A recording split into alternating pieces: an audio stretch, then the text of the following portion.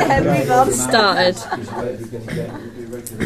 Right, I'm Adam Garford, Sports Development Manager. I'm Victoria King, Leisure Development Manager now. So I'm responsible for the 4 sports centres that we've got within Live Leisure, so Downham Market, Oasis, St James and Linsport. My job is to make sure really we get people through the doors, that the programmes are suitable for what people want to take part in. And my role is more working with the sports clubs, working with the local community, again getting them into their facilities, but also working out in the rural areas and various clubs that we support and help with grants. Cool. So how would you say your main point of advertising is? Is it word of mouth or letters, flyers? A lot of our referrals are through word of mouth. We do still always produce information to go out with, so things like our brochures, leaflets, things like that. But I think we always used to measure where our referrals came from, and the major one was word of mouth. But we will always produce something. You can't just rely on word of mouth. We need other things to back it up. So like a wordplay as well. So you try and get a little bit creative in ways like that. Do you have a budget when you do? Yeah, we have an annual budget. We produce a plan at the start of every year, so we know exactly what we're going to do. So that's a corporate plan, so it includes all our facilities. And that way we can allocate the budget into the different promotions that we're going to run. And then we will review and measure that budget monthly, so we know exactly where we are, what we've got left. Are you allowed to change that budget if something's not going well? Yeah, we wouldn't change the overall budget as such, but we can change what we're going to spend it on. Yeah, with the plan itself, I mean, it's not set in stone. Anything that we decide we don't want to do will change, or if something's not performing as well as we would expect it to, we'll concentrate on promoting it more. Do you have a monthly or yearly plan that you like? Well, it's yearly, but it's broken down into months, so we know exactly when we're going to do what promotions. Some things we have to do, so like our holiday activities, you know when they're going to be each year. We know just from experience of our quiet times within the fitness room, so in the summer periods people don't want to be coming into the gym, so we might do a price promotion then, or before Christmas, so November, December time, when people aren't necessarily thinking of committing a lot of money to a membership, we'll do something then to try and encourage people in, because then come January it's going to be absolutely packed and people can't get in then. So do you tend to work on the budget as a yearly thing, or so you don't? So if something happens, do you change it? Can you change it? We wouldn't necessarily change how much we've got to spend. We get given an amount at the start of the year, so we know how much. We can't go over that amount, but what we allocate it to, we can change that. Yeah, you might have a club that crops up or a new initiative, plan for you. Which was a phenomenal way. But unfortunately, that doesn't come around once, so the summers afterwards, pretty much, it was a bit more difficult. Come on, guys. And then you've got the autumn, which is then your last quarter, which is obviously your October, December. Did you mention where would you say that most of the money comes from? What areas do you tend to work on commercially more than Fitness others? is a big one for us. Yeah, but we've also got things like gymnastics. That's a big income area for us, so we need to get people coming into the club. So at Linsport there are two. So which ones do you? So are there ones that you want to work on that you kind of concentrate on more? Or? We've got the smaller facilities like the climbing wall and the shed. Park. The hangover. We want to increase staff usage. get more people going to the club. Yeah, so we've that's said probably what I focus on. each launch. Do you look at competitors' prices? Period, what we Would you change it, like if yours was had a big difference? We would do, yeah, if we felt we needed to. taster sessions for We do that annually, so we know what other Yeah. places are charging. We've obviously got to be competitive, but sessions on the weekend. we're not just competitive on price. We need to make sure that we're delivering Yes, what good. people need and Yeah. the services.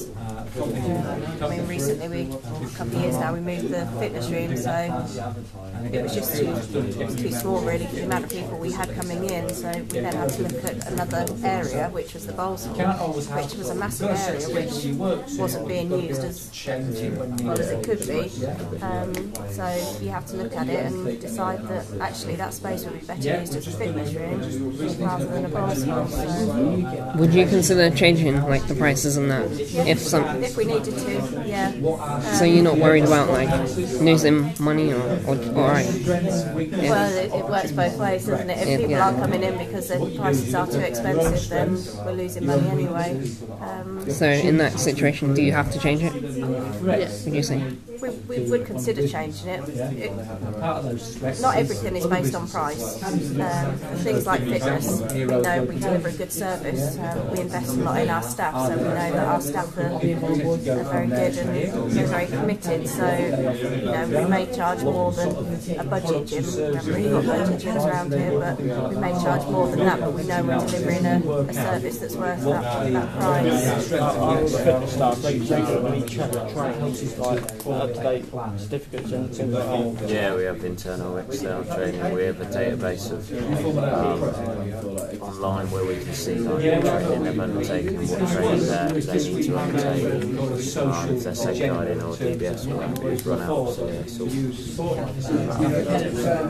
yeah, If someone wanted to come into the gym and work in there, what do they need? Like base qualifications if somebody wanted to to come and work in the gym, what do they need? There's different levels that they can come in with. I know Mark's done apprenticeships before as well, so then they wouldn't need a qualification, I don't think. No, I don't think I'm not sure. So basically, if you But it depends what sort of a level we're expecting them to work at. you are But we have minimum qualifications for fitness consultants. They need to be qualified. Do you give they will get a discount. do you give discounts to like certain customers to encourage them to come? Yeah, college students get discounts on facilities. They get a discount for playing badminton using the 3G and things like that. Within our pricing structure, we have three pricing tiers. We have a standard, we have an Alive card, and we have a concession card. So an Alive card you have to buy. So I think it's 20 odd pounds, something like that, yeah.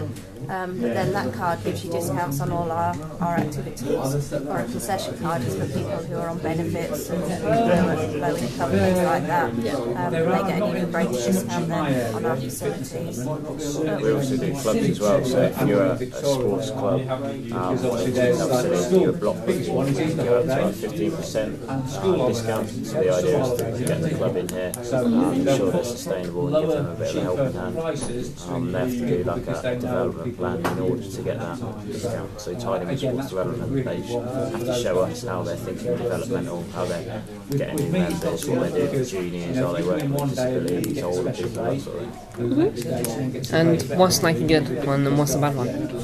What would you consider taking on? What, in terms of, Like if they didn't work with disability, would you not take them? Or?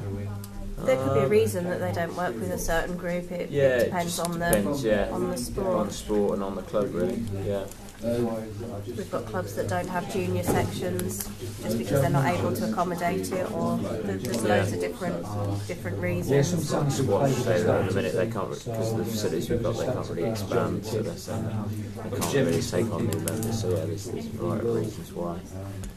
that we would aim to work with those clubs to develop what they can, and you know, they might not realise that there is help available to them. We have coach education grants, don't we, that we can help with. We have different grants to help people, so it makes it easier to get qualifications because they can be quite expensive. Because it does tend to be a bit disillusioned to people because people don't like to know. How would you like be eligible for a coaching grant? Or if someone wanted to go on a coaching course, how would you be eligible? We have like an application form, so there's one for a club, they can do it, so they can have a small grant. They'd need to be like a coach club, they have to fill in a form which says why they want the grant, evidence that they've got members that require the grant, what it's for, and then it goes to like a separate panel. There's also grants for excellence in sport, so if you're a young person and you're training at county or above standard level, we can give you grants to help you kind of translate to wherever it may be for that age sport. We have disability grants, we have a rural transport grant which helps people in rural areas get into lead sport and access different centres. So that helps funding for transport. Is it down? Is it some income you'll have in sport? Yeah, we have equipment. Yeah, we loan out equipment, so we loan equipment scheme. So then we also help like people with grants, so we'll help clubs, organisations with, say, Sport England grant to get some funding to help their club. We're spending money out as well, which we do for staffing. Because obviously we've got to pay my fitness staff, so whatever we make in fitness income goes out in fitness staffing. Yeah. So if I make £10 a month, and I spend that 20. There is them, we've asked them all. I'm losing £10 a month. Yeah. So, what would you put out as your unique selling point for like the advertising? Have you got like a saying or like a logo, stand-out logo?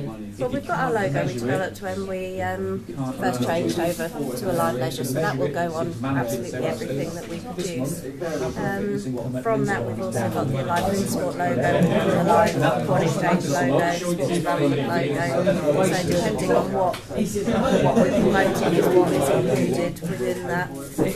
It always incorporates kind of the Alive thing.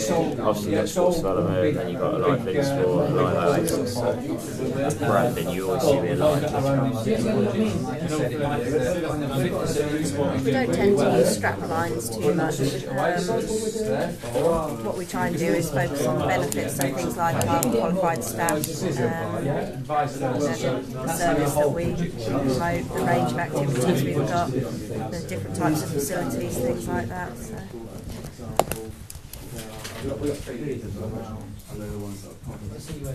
So, like, you'd rather spend money on bettering the facilities and that than advertising and stuff like that? I don't know that we would rather. We have different budgets for different things. So we have the marketing budget is allocated purely to marketing. You wouldn't then have to buy equipment for a club or anything like that. So it would be a separate budget with an account for that. We're lucky that our budgets are quite healthy, aren't they? We have enough to do what we want to do. If the budgets were like both lacking in both areas, would you concentrate on what you give rather than advertising?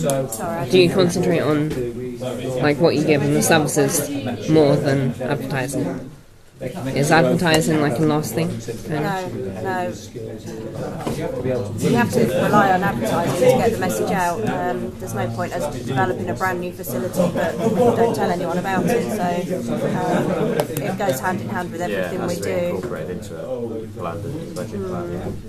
But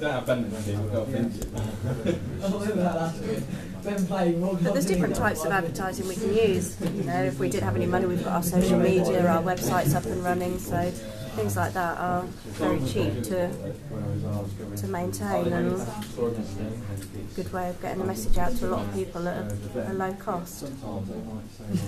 We've already got told that, that's it. Alright. Finished. I can't think of any more. Right, we